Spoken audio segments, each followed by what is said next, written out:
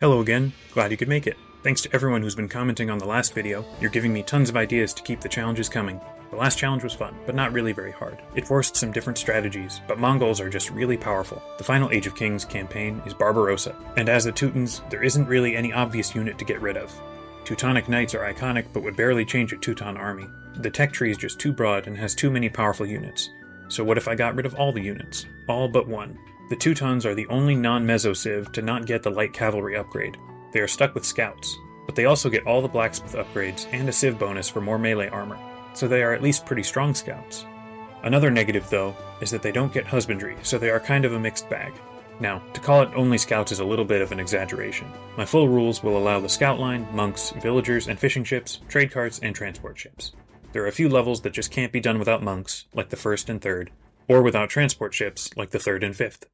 It will still be a major challenge, though, as I'll be sending nothing but the most fragile cavalry available up against some spears, some Genoese crossbows, camels, Mamluks, and war elephants, so I'll have my work cut out for me.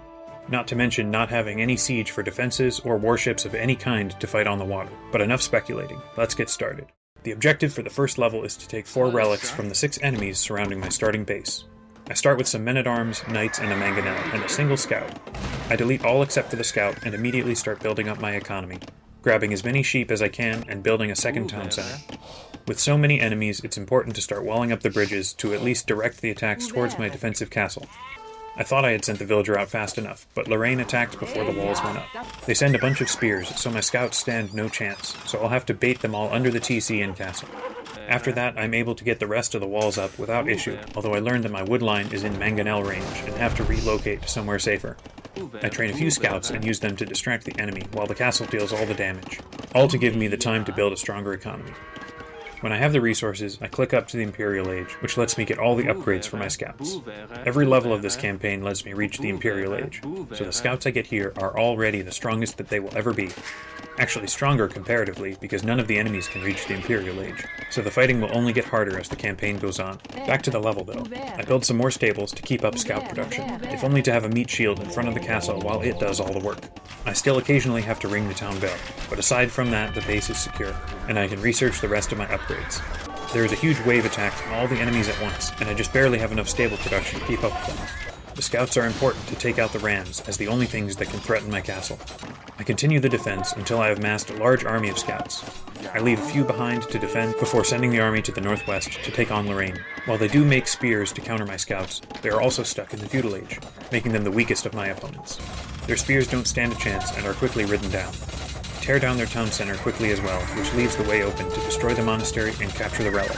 While the mission is underway, there is another attack on the base, so I have to handle that, and I build a second castle to better protect the eco. I pull the army back, and while defending, they get dragged out towards Bavaria.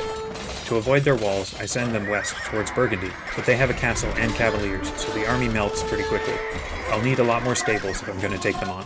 When I think I have enough production, I attack Burgundy from the north, keeping up a constant stream of scouts coming in to replace the losses. Huge numbers are lost, and most of my eco is raided while I'm distracted, but the buildings are slowly whittled down. It's hard to keep enough food coming in, but they lose their TC, then their production buildings, before finally moving on to the castle. Not having any siege makes it pretty hard, but the castle eventually goes down, letting me safely claim the next relic. With Bavaria as the next target, I build a ton of stables in Burgundy's old base. I make my attack, and it takes forever to pound through their gate without siege, but they can't do anything against my production, no matter how many scouts they get. When the gate falls, Bavaria doesn't stand a chance. I destroy their TC and the rest of their production buildings, grabbing the 3rd relic. For the last relic, I'll go after Austria. I keep using the same stables from Burgundy, despite the long distance, but Austria can't really do anything to stop me with their longswords. Their monastery goes down, and I take the final relic, winning the level. Definitely very different from a typical playthrough, but I wouldn't call it very hard, at least not yet. The second level has us moving into Poland, with the most reliable ally the world has ever seen, in Henry the Lion. For this level, the challenge will be a lot more serious. I start with an army of knights, pikes, and crossbows that all need to be deleted. I even delete the light cav that I started with, because Teutons don't get light cavalry. I don't start with an economy for this level, and can only make fishing ships and trade carts. As I can't use warships, my fish eco will be in danger for as long as the Poles have a navy. So my goal will be to destroy their docks as fast as possible, as they won't rebuild any lost buildings. I do get economic support from Bavaria and Saxony at least, but neither of them have any army. I start to build up fishing ship numbers, as well as scout numbers, to at least defend my irreplaceable buildings. While I start poking at the Polish navy, Henry the Lion starts attacking their main defenses. It's a bit of a dance with my limited numbers to avoid losing any scouts or ships, but I still do a bit of damage. I'm a bit of an idiot, I don't notice I have a blacksmith for a while, and am fighting with unupgraded Castle Age scouts. There's a bit of fighting with the Poles, but I mostly leave it to Henry for now. I'm busy trying to bait the Polish war galleys into my castle fire to save my fishing ships. It's simple enough to save the ships, but if I lose the dock, I'll have nowhere to drop off the food. I'm finally able to rally enough scouts together to destroy the first dock, but then I need to go defend Bavaria. Before I can find the next dock, though, there is a major development. As soon as Henry knocks down the first Polish castle, he feels the time is right to turn on me. I am stunned. How could I ever see this coming? Poland will have to wait, as I need to defend my buildings from Henry's troops. He sends Teutonic knights and rams that are hard to stop and destroy my university. There is at least a number of villagers that I can save to build up my economy, but now I have the difficult objective of destroying Henry's base. The level turns defensive for a while I try to build up enough scout numbers to both go on the attack and keep the base defended at the same time, but the food supply is really slowing me down. I finally grab the blacksmith upgrades for my scouts while scouting around to find all the Polish docks. If I can secure the safety of my fishing ships, I can always make more scouts, even if it takes hours. Henry the Lion has attacked me, but he is still destroying the Poles' base, so I might as well leave him to it for a while. It looks like there is only one more dock, and I'm able to knock it down with my small group of scouts. Now I'll shift my attention to Henry the Lion. I do need to keep fending off his attack while I get my fish trap set up, and he unfortunately takes down my market. Now I can't trade for more gold or balance my economy. It's fortunate scouts only cost food. After several minutes just defending, I ride in and find the villagers, first thinking that it's very risky and I need to get them out and somewhere safe right away, but then I notice that Henry has the gate locked and doesn't have any ranged units, so the villagers will be safe in there and able to make a few buildings to help me. I'm slowly chipping away at Henry's buildings, and while he won't repair them, it's going to take a long time. There is just enough space in the walls to make some towers and a university to upgrade them. That way I can fire on a few of the nearby units and buildings. I can then delete my university and make a TC to go up to the Imperial Age. The Imperial Age gives me stronger scouts, better towers, and longer range for my castles. I finish off the corner with some bombard towers and another castle, which is in range of another barracks, and gives some more pop space. I send army after army into Henry's base to take down the buildings, and with enough defenses to push out with my villagers, I can make a few more stables to boost production speed. It is a little hard on such low food income, but I do finally get the villagers out of there and building up an economy. When I bring down the castle, Henry surrenders. That leaves just the Poles, who are nearly beaten themselves. But it will take plenty more scouts to bring down their last castle. I build some forward stables to keep up my numbers and take down the last enemy, winning the level. The third scenario is a huge step up in difficulty. That will become apparent pretty soon. I start on the northeast side of the river and need to cross to convert the cathedral in Milan. I only start with 4 monks and a scout, while I delete the pikes, knights, and navy. I'll need to convert villagers to build myself up, and for that I'll stay on my side of the river. I don't have any pop space, so I can't even make any trade carts or fishing ships. I have an ally in Cremona and a weak enemy in Crema to grab some villagers, so I send the monks south. They are able to convert a couple of villagers from Crema, and though one is killed, the other escapes to go and build a town center. The river guards have already crossed the river though and kill my monks. With how vulnerable I am, I decide to build in the far north where Cremona can fend off most of the attacks for a while. They will never go on the offensive, so taking advantage of their defenses while I can is important. After getting the TC up, there is a long period of slow growth to build up the economy while giving a little help to Cremona, with a few scouts and towers. Most of the danger comes from the River Guard's navy, which I can only fight with towers for the time being. When I have a bit of an economy, I start getting some defensive upgrades and train up some more scouts to handle any bombard cannons that are sent our way. With my defenses up and a decent economy, I make my way up to the Imperial Age. Once there, I'm able to get all the strong Teuton defensive upgrades, build a castle, and really start growing my army. The only real danger is from ships that I need to bait under my towers, which takes some attention but isn't hard. I build more and more castles along the coast to give me more room, and to have a safe place to head off across the water when the time comes. At this stage, Crema is little more than a nuisance, so I ride down with my scouts and destroy their buildings. They make pikes, but not in the numbers necessary to stop me. They lose their buildings and surrender, giving me full control of this side of the map. To secure a route across the river, I build a second castle near the dock, and a third on the river island as soon as I take out the towers with my scouts. The range of the island gives the castle a bit of cover over Milan's side of the river, so I can start the major attack. I max out the population with scouts, and ship them, along with 10 villagers, across the river. The villagers build a couple of stables and a castle, while the scouts defend. While I don't need to defeat the river guards, taking them out will make the assault on Milan easier, so I'll just go for it. I go for their northern base first, and spend some time battering their gate before fighting their army. They get reinforced by Milan, but it's not enough to stop me, and having the castle there helps a lot. Keep the villagers building more stables continuously, and the first river guard base goes down under a flood of scouts. The next move is the southern guard base, but this one is much better defended, with more troops, bombard cannons, and 2 castles, so it will be a bit more tricky. Part of what makes it harder is that the whole Milanese army comes out to defend, and their Genoese crossbows are especially dangerous to my scouts. Now begins a near constant stream of combat, both sides gaining replacement troops and trying to take out the other's buildings.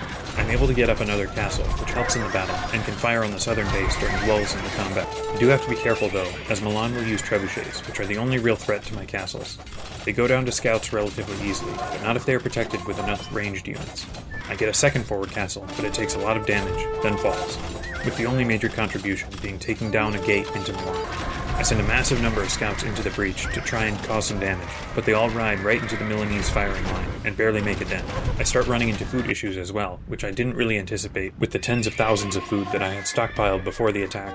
At least while all this is happening, the river guard base is being pummeled by castle fire, weakening their economy enough to not be a threat, but not fully taking them out. The next move I make is to try and ride around the back of Milan to at least do some damage before their slower army can get there. Their villagers have cut through the trees, so that I can ride right in, but the scouts just can't do enough damage before they're overwhelmed. It's also too far to effectively reinforce, so I'll need a new plan. I try to send scouts to both sides of the city to split their forces, but I just don't have enough food to keep up the production for a war on 2 fronts. I decide to take out the river guards, so that I won't have to split my attention anymore. I send in waves of scouts to take out their first castle, and I also attack the rebuilt TC in the south of the map. Because the scouts are weak to castles, I build a castle of my own within range to shoot theirs down. It takes a long time, and I make a few more attacks on Milan just to keep busy, but the castle goes down.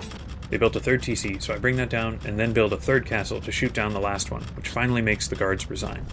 The next goal is to try and destroy the castle in Milan, to keep them from making any more trebs, so I feed a constant stream of scouts into the city to distract, while I build another castle in range of theirs. I'm not sure what has changed, but it seems like they can't resist my attack as well this time, so the scouts start bringing down their buildings. To speed things along, I build 2 more castles, and make sure to get some monks for the final push.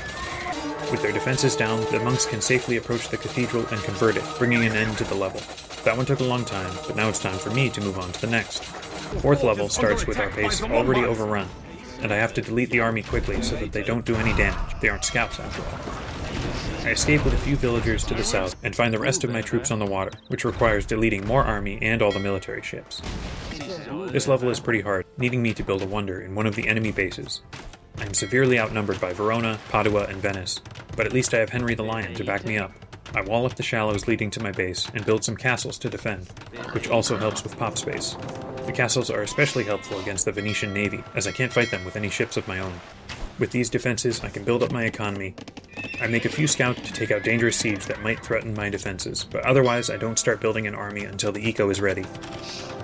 Just as the Italian armies start moving towards my base, Henry the Lion switches sides. I am shocked. Shocked, I tell you. Now I'm even more outnumbered, and it will be a very hard fight. Henry has elite Teutonic knights that barely take a scratch from my scouts. Venice has halberdiers that do huge bonus damage, Padua has Genoese crossbows that do the same, and Verona has Frank paladins that hurt badly as well. I'm going to need a massive amount of stables and food to stand a chance. Venice also regularly sends ships to bombard my shoreline. This is a situation where the fact that I am Teutons and the Venetians are Byzantines works in my favor. Byzantines get dromons instead of cannon galleons, which have a slightly lower range, and Teutons get the unique tech crenellations, which gives their castles slightly longer range. The both of these together mean that none of the enemy navy can outrange my castles, and I'm safe from the water. The attacks start reaching my walls, and the castles tear through the enemies, but they still have a lot of units in siege to deal with. I can't just hide in my base though, because they have trebuchets and rams that need to be dealt with. After the success of castles in the last level, I'm going to try and push forward out of the base with them. It will help against the strong units and provide some cover for my villagers to gather wood, as I'm running out within my walls. I make an attack on Padua's forward base, but my scouts just can't do enough damage before they're overrun. My forward stables are in a lot of danger, and I just don't have enough to stop the enemy advance. They are stopped at my wall, but I need a better plan to push forward. I attempt to sail to the secondary base location to find more stone, but I can't get past the Venetian navy. Instead of attacking and building behind the attack, I decide to slowly creep forward with buildings, and just keep the army back to defend the builders. I also get a castle up to have more of a foothold, while the villagers get more stone, and the scouts take out Padua's buildings. While that is going well, I run into some trouble with my castle being destroyed by the Venetian navy. It was just too many ships. Fortunately, they don't push deeper, but I'll be in a little danger until I can get one back up. The enemy armies are strong, but my scouts can distract them while the castle does damage. My stables are occasionally under threat though, so I'll need to put some pressure on to drag the enemy away. For that, I build another castle a bit forward and on a hill. It does the job well, but I need to keep my scout numbers up to take out the Teuton rams that threaten my castle. This works for a while, but eventually the rams get through and I lose the castle. The armies I'm fighting are just too strong to overpower with scouts, especially the Teutonic Knights, which clear the way for the rams. I decided to change up my strategy, still staying within the bounds of the challenge, even if it's moving a little away from the spirit of using only scouts. I grab the Bombard Tower upgrade, and when I get it, I start building forward towers. It's convenient for this challenge that Teutons happen to have really powerful defenses to back up my scouts. If this was the same challenge with a different civ, I'd lose all my coastal buildings to Dromans, and I might not have the option of Bombard Towers to fall back on. But since I do have them, I push forward, making sure to have each tower close to the previous one. The Bombard Towers do a better job of killing the enemy heavy units, like Teutonic Knights, and while they can't kill rams, it keeps the way open for my scouts to destroy those rams. I keep pushing the line further until I have towers in range of Henry's buildings, where they can start to do some serious damage. I get one in range of their town center, and am able to prevent them from building another TC for a while. He does eventually get another TC up, but I destroy it, and he finally resigns. With him gone, I can move forward with the actual goal of the mission. While this long battle has been going on, I did notice a steep decline in the number of attacks from the other 3 players. I think the map had run out of gold, so they were really struggling to make any more army. Fortunately, my army only costs food, so I'm able to make my attack on the closest enemy, Verona. They don't have much of an army anymore, but I do need to get through their strong walls, which takes a lot of lives and time. The only thing that gives some pause are the Venetian halberdiers, but there aren't enough of them to stop me. After breaking through Verona's walls, I flood the city with as many scouts as I can, to clear space for the Wonder. When the way is clear, I build the Wonder, and despite a few small attacks from the last 2 cities, I get it up and win the level. I think this one takes the victory as the new hardest challenge. The Lion and the Demon was bad, but for that one I at least had fully upgraded hussars, and only had to fight defensively. This one required some unique strategy to be able to push out beyond my base and take out 2 of the enemies. Like always seems to happen, there is a level that makes me lose the challenge. This time it's the 5th level, Barbarossa's March. To win the level, I need to get 10 units to the Hospitaller camp in the southeast, but I only start the level with 2 scouts and 3 monks, and these are the only units in the level that fit the rules besides transport ships, so I have to make a decision. I decide to complete the level, only fighting with scouts if I have to, but keeping the other units following along to meet the level objective. Let me know if you think this invalidates the run. Whether it does or not, I set the rest of my units to no attack stance and ride forward with my scouts. I bring the monks along to heal them, while the scouts kill the Saracen galleon that stands in our way. After that minor battle, the name of the game becomes avoiding combat. 2 scouts can't do much, so I'll have to try and avoid fights wherever possible. I skirt along the northwestern side of the map to avoid the Saracen ambush, and continue further south until the castle. I can scout with the monks' long line of sight to avoid most enemies, and it helps that I've played this level many times in the past, to know roughly where the enemies are. I'm heading south to get the transport ships from Gallipoli, as Constantinople is way too defended, and I can't use warships anyway. I bring my paladins and onager in behind, and make it there without any losses, or even any fighting. Next comes a very risky part of the mission, and I load everyone onto one ship. I lead with the other 3 in hopes of distracting the Saracen navy long enough to slip by them with my loaded ship. It's very close, and the ship takes a few shots along the way, but I get all my units across the Bosphorus. Now that I'm across, I need to carefully avoid the Turks where they try and stop me, as their heavy camels will just tear through my scouts. I scout ahead with my monks, making sure to slip through the cliffs without drawing the attention of any units, until I find my way blocked by some trees. Now, to go around these would require fighting through multiple huge Turk armies, so I'll leave it up to you whether you think knocking down these trees with onagers counts as cheating. Either way, I get through the trees, and draw the attention of some Turk bombard cannons that take out my onagers, but the rest of my cavalry and monks get away. The only danger left is a large pack of wolves, but they can't keep up with my army, and we make it to the end. Barbarossa anticlimactically drowns in a river along the way, so we now have a less ambitious goal. We just need to get Barbarossa's body to Jerusalem. We at least start with a bunch of villagers and 10 minutes to build up before Saladin and Damascus attack. I have to delete my whole starting army, but even then I still have no population space. I build 2 more town centers and a castle, which help with the population issue and let me start growing my economy. A second castle and some stables make a defense ready. I grab as many upgrades as I can, but the food cost restricts what I can get, and I put up a few more walls to protect the sides of my base before the timer is up and the attacks start coming in. The Persians attack right away, and I have to garrison the TC to protect my villagers. I only have a few scouts to distract their army while the castles fire at them, but even then they do some damage with the war elephants before I can draw them away. The biggest problem is that the elephants take so long to kill that my economy is paused for too long. I do get an ally in this level in Richard the Lionheart, and he begins his attack on Saladin's southern base. I haven't even finished with the first wave when the second wave from Damascus comes in, which forces me to repair my castle. Before I finish that, the third wave comes in, this time with trebuchets. I try and take them out with my scouts, but I just don't have enough, and the scouts die before eliminating the trebs. That loses us a castle and a TC, so I run away with some villagers to Richard's base, hoping he can protect me. Get a new town center up while the enemy spends time smashing all my buildings, but things are not looking good. When my base is gone, the enemy army moves on to the English base, and Richard's longbows barely make a scratch on war elephants and savars. He loses his town center and castle, and I have to give it up. I'll make a second attempt, but this time I have a much more robust plan laid out for myself. It starts off similar with another TC and castles, but this time I build a monastery right away so I can grab the nearby relic before Saladin can get it. The next new thing is that I send half my villagers to mine the stone out front that is in a dangerous position. Last time, stone was running out, and this stone won't be safe to mine after the first 10 minutes. I'll also need more stone for what I have planned. I make sure to have at least one scout to distract with, but after that I save up my food until I can get the Bombard Tower upgrade. I finish mining the forward stone just as the timer runs out, and I send the villagers back to build the first tower. A few are killed, but they are able to get it up. The biggest problem last time was that the castles just couldn't shoot down the war elephants fast enough, and the next attack wave would arrive too soon after, so having the high damage cannons should solve that problem. It's a little hectic and I lose more villagers, but I'm able to defeat the attacking elephants much faster. With a break from the danger, I can get more bombard towers up before the next wave comes in. And with this pattern, the defenses will continuously get stronger with every wave, instead of weaker. The towers are a little fragile, but they do a much better job of dishing out damage than just the castles last time. This time, when the trebs come in, I'm able to defeat them with just a few scouts. I still lose a tower, and the castle is damaged, but it's not the catastrophe that it was last time. I continue defending and building bombard towers for several minutes, which gives the economy a chance to grow, and scout production to be set up. I eventually have enough towers to be confident in my defense, and I build a third castle, partially just for population space. I also build a tower in place to fire up the cliff into Saladin's base, which doesn't really work and is shot down, but it unintentionally keeps their trebs up there, and ineffective for what remains of the level. This happens sometimes with the AI, where they just kind of get stuck and give up on something. With everything set up, I decide to start a trade route, which ends up pulling in attention to an undefended side of my base, so I need to rely on scouts to actually fight. It all works out though, and now it's time to think about going on offense. I'm going to go in through Damascus, so I ride in just to probe the defenses and see how strong they are. I can slip through the gate, but my scouts die so fast I'll need some backup, and constant reinforcements.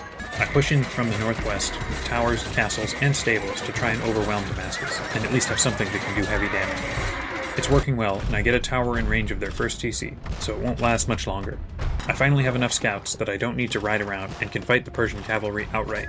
With the TC down, I shoot down the wall and ride in with my scouts. I make sure to support with more towers as I go, but now it's the scouts' time to shine, and they ride near unopposed through Damascus.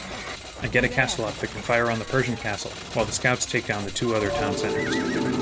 I leave the castles to fight it out, and have the towers shoot through the second wall. Now I need to fight through Saladin's forces to reach Jerusalem. He has a lot of archers, but they aren't nearly as strong as the Persians were, so they don't last long. It takes some time for the scouts to cut through the Saracen buildings, and their siege onagers. But while they're busy, I have my villagers build another tower in range of Jerusalem. It takes out one of their own towers, but also takes some serious damage from siege onagers in the walls. I make sure to build more forward stables, while the walls are shot down. And when there is a breach, ride in. Jerusalem has some defenders that manage to hold out and even destroy my tower, but they won't last much longer. I mass up some scouts, and once they fight through the pikes and are in the streets of Jerusalem, it's all over. I let the battle play out for a bit, even building more towers in Jerusalem, but I eventually bring the cart with the Emperor's body down. With an honor guard of scouts, we ride up to the Dome of the Rock and finish the campaign. In the ending slides, we even get the greatest reveal of all time, that it is Henry the Lion who has been telling us this story the whole time. This was a great challenge, even if it played out a little differently than I expected. When it started out, I was imagining just making a flood of scouts to eventually overcome whatever was in my way, but I just couldn't rely on only them. It was really fortunate for me that Teutons also get incredible defenses, so that I could use the extra long-range castles and bombard towers to deal with high health units and defenses. One of the biggest challenges in all these levels was the population cap. I didn't often mention it, but scouts are really cheap and weak, so I really need as many as I can get my hands on, and capping the population restricts that. Scouts only really work when I outnumber the enemy by a lot, and I'm fighting multiple opponents in every level, so they always have a higher combined population. It's not so bad if I can get my production high enough, but then there's the problem of not having enough farmers to support that, which is why I had to rely on defenses so much, but I did stay within the bounds of the challenge, for the most part. It's kind of unfortunate that I had to fail the challenge again, making Saladin the only full success of any of them, but there was just no way around it for the 5th level. I did add up all my losses for this campaign, and while they weren't all scout cavalry, the vast majority were. By the end I lost 5,385 units, which, if they were all scouts, would cost 430,800 food. Even though it only took one attempt, I would call the Lombard League the hardest level that I've done. It was just so hard to push through the tough armies, and it was the one where I decided to fall back on defenses instead of just pushing forward with scouts. Nearly the whole challenge was much harder, and I'm not sure if I'll be able to get a harder one in the future. But we'll see. Getting out of the Age of Kings campaigns will open up some that are a lot harder. Age of Conquerors isn't too bad, but beyond that they can get pretty serious, so the challenges might have to be less expansive. That will all have to wait though, because next up will be the next Part 101 video. I can't say how long until it will come out though, so stay on the lookout if you're interested, or just subscribe with notifications. I hope you enjoyed the video, and let me know which campaigns you'd like me to do next. Have a good one, and I hope to see you next time.